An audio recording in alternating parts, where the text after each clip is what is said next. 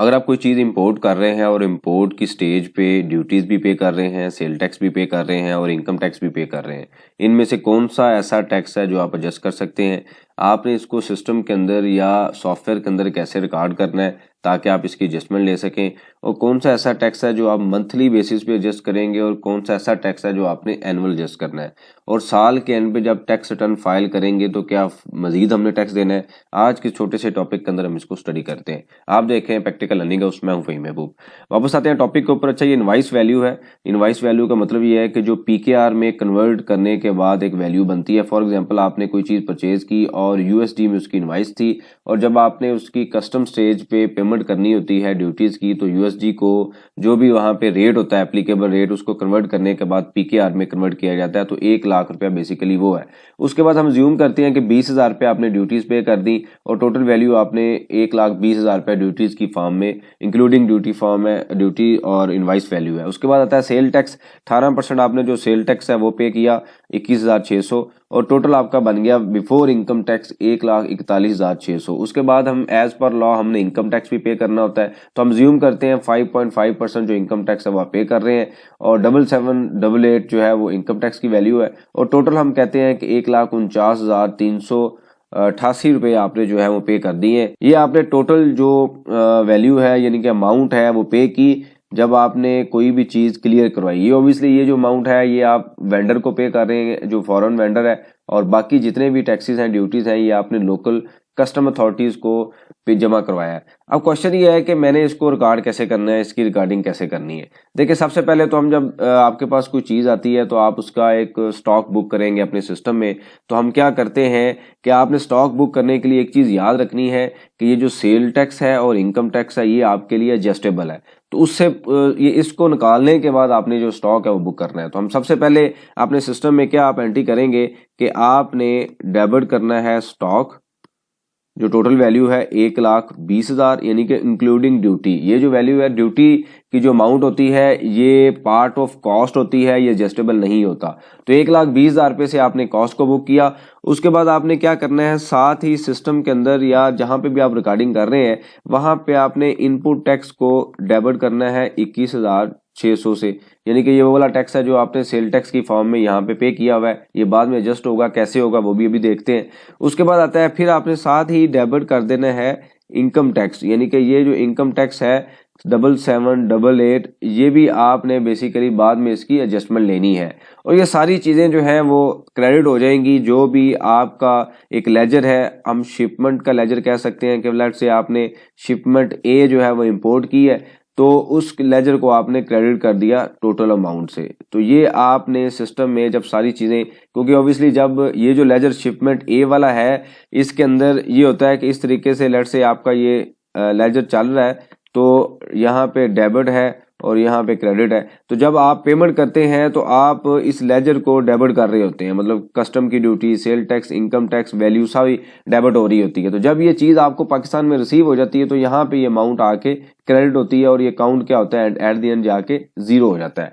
अब ये आपने रिकॉर्डिंग कर ली। अब उसके बाद क्या होता है कि आपने ये चीज़ सेल भी करनी है। आपकी कॉस्ट जो है वो 1,20,000। नॉर्मली हम ये कहते हैं कि ये जो इनकम टैक्स और सेल टैक्स है ना, ये भी कॉस्ट का पार्ट है, ऐसा नहीं है। अगर आप सेल टैक्स में रजिस्टर्ड हैं तो बाद में आपको इनपुट टैक्स की एडजस्टमेंट भी मिलती है, इनकम टैक्स की एडजस्टमेंट भी मिलती है। तो 1,20,000 बेसिकली आपकी कॉस्ट है, नेट कॉस्ट है।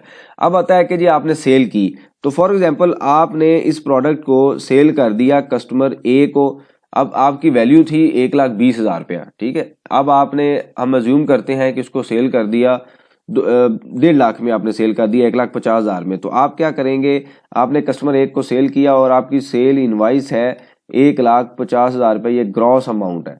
अब ये दैट अमाउंट हम एक्सक्लूडिंग सेल टैक्स कह सकते हैं। यहाँ पे आप क्या करेंगे, सेल टैक्स चार्ज करेंगे 18%, और इसके बाद फिर अमाउंट आपके पास आ जाएगी total amount including sale tax की। तो यहाँ पे हम कह सकते हैं कि 27,000 जो है ना आपका सेल टैक्स है, और टोटल आपकी अमाउंट आ गई 1,77,700 रुपया। ये आपकी टोटल आपकी ग्रॉस अमाउंट जो है वो आपने उनको इनवाइस कर दी। 1,77,000 रुपया जो है ना टोटल आपका जो इनवाइस हो गई। अब क्वेश्चन ये है कि मैंने एडजस्ट कैसे करना है, मैं इसकी एडजस्टमेंट कैसे लूंगा।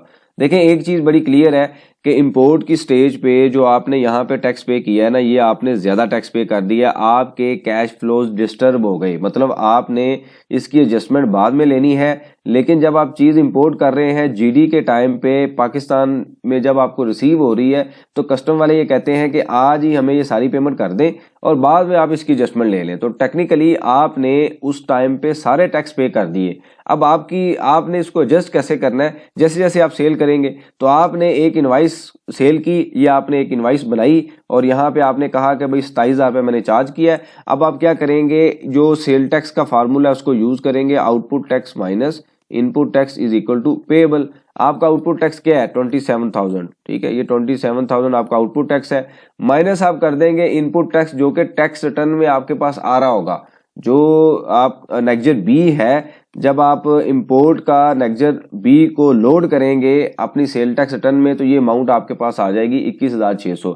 यहाँ पे मैंने एडिशनल सेल टैक्स को डिस्कस नहीं किया, लेकिन एडिशनल सेल टैक्स भी होता है, उसकी ट्रीटमेंट भी सेम ऐसे ही है। अब क्या होगा कि 27,000 में से आप माइनस कर दें 21,600 और जो रिमेनिंग अमाउंट है वो हम क्या करेंगे, गवर्नमेंट को पे कर देंगे। यहाँ पे हम क्या करते हैं, इसमें से 27 में से इसको माइनस करते हैं और जो रिमेनिंग अमाउंट होगी 21,600, इसमें से आप माइनस कर दें 27,000, तो रिमेनिंग जो 5400 रुपये आना, ये आप क्या करेंगे, गवर्नमेंट को पे कर देंगे। अब अगर आप देखें तो ये 5400 कैसे कैलकुलेट हुआ, देखिए आपकी कॉस्ट कितनी थी, 1,20,000, ठीक है। इसका दूसरा एक तरीका भी है, वो भी मैं आपको बता देता हूँ ताकि आपको याद रहे।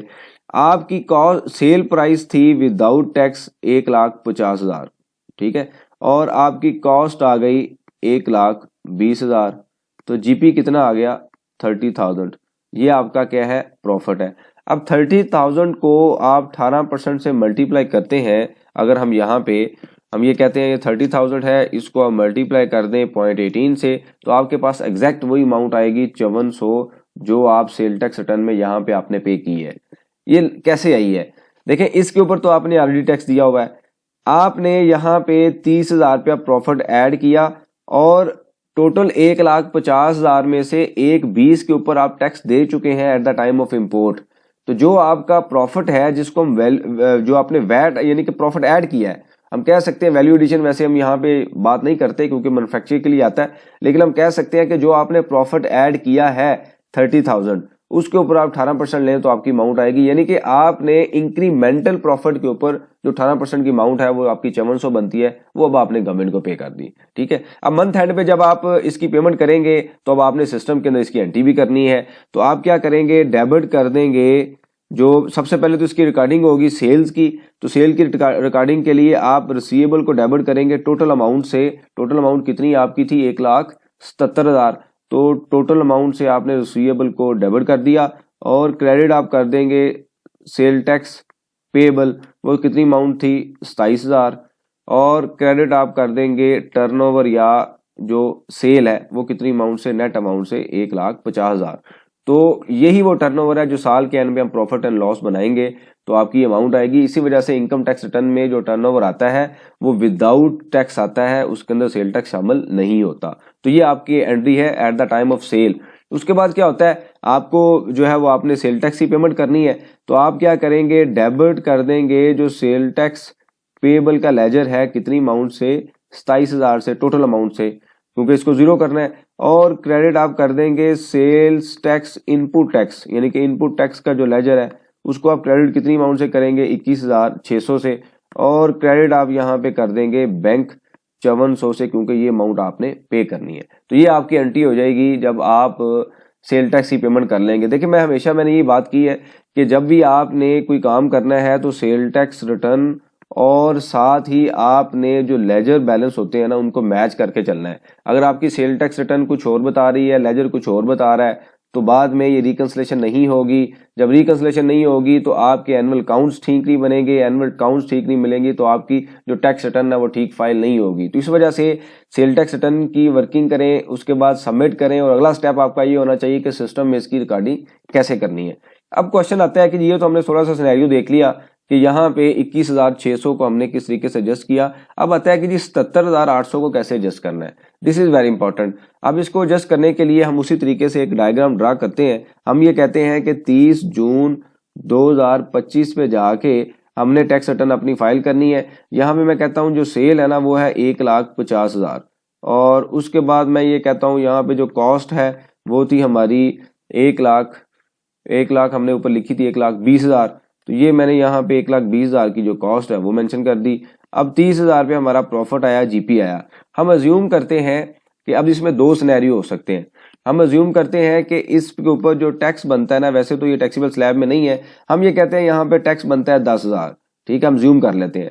ये आपका टैक्स पे होना था एज पर स्लैब रेट, लेकिन आप एक्चुअल में कैलकुलेट करेंगे जो भी स्लैब रेट होंगे, इसमें से हम माइनस कर देंगे जो टैक्स आपने इंपोर्ट स्टेज पे किया हुआ है। वो कितनी अमाउंट थी? 7788, और जो रिमेनिंग अमाउंट है ना वो आप क्या करेंगे? एफबीआर को जमा करवा देंगे, ठीक है। अब एक सिनेरियो तो ये वाला है। दूसरा सिनेरियो क्या है कि हमारा जो टैक्स बनता है इस अमाउंट पे वो बनता है 5,000 रुपया, अज्यूम करते हैं हमारा टैक्स बनता ही 5,000 है, लेकिन हमने जो टैक्स इंपोर्ट स्टेज पे किया हुआ है वो जो अमाउंट है इंपोर्ट स्टेज वाली, वो किसी भी वजह से वो टैक्स ज्यादा पे हो गया 7788, यानी कि हमने अमाउंट ज्यादा पे की हुई है। अब टेक्निकली तो बाकी जो अमाउंट है वो हमें रिफंड मिलनी चाहिए, हमारा टैक्स बनता कम था, गवर्नमेंट ने ज्यादा लिया हुआ है। यहाँ पे आके गवर्नमेंट आपको एक चीज के लिए लिमिट लगा देती है। वो क्या है? वो ये कहती है कि जी अगर आपका टैक्स ज्यादा बनता है और मैंने इंपोर्ट की स्टेज पे कम लिया है तो आपने मुझे बैलेंस अमाउंट पे करनी है, यानी कि उसने अपने आप को फिर भी सिक्योर रखा हुआ है कि मुझे पैसे मिलने चाहिए।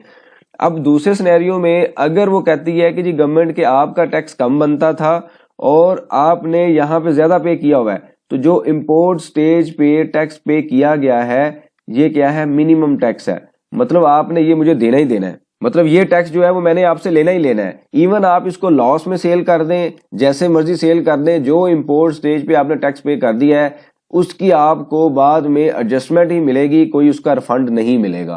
तो टेक्निकली आप यही समझ लें कि ये जो टैक्स आपने पे किया हुआ है ना, ये आपको इसकी तो एडजस्टमेंट मिल जाएगी मंथली सेल टैक्स रिटर्न में, लेकिन इसकी एडजस्टमेंट सिर्फ मिलेगी कि अगर कोई पेबल है तो आप ज्यादा पे करेंगे, अगर कोई कम बनता है तो मिनिमम आपने ये देना ही देना है टैक्स। तो ये बेसिकली एक सिनेरियो है जो कि इंपोर्ट की स्टेज पे आप टैक्सेस पे करते हैं, उसके बाद उसकी रिकॉर्डिंग कैसे करते हैं और उसकी एडजस्टमेंट कैसे करते हैं। अब इस सारे सिनेरियो को ज़हन में रख के ना जो सबसे इंपॉर्टेंट चीज़ होती है इंपोर्ट में कि आपने प्रोडक्ट की जो कॉस्टिंग है ना वो किस तरीके से करनी है, तो मैंने आपको बता दिया है। आप सिंपल एक फार्मूला याद रखें, मैं दोबारा यहाँ पे ड्रा कर देता हूँ कि इन कॉस्टिंग के लिए invoice value plus duties plus clearance charges, ये आपकी होगी कॉस्ट, इस पे आपने कॉस्ट बुक कर लेनी है। उसके बाद जो सेल टैक्स है ये आपके लिए क्या है? एडजस्टेबल टैक्स है, जो कि मंथली आप एडजस्ट करेंगे।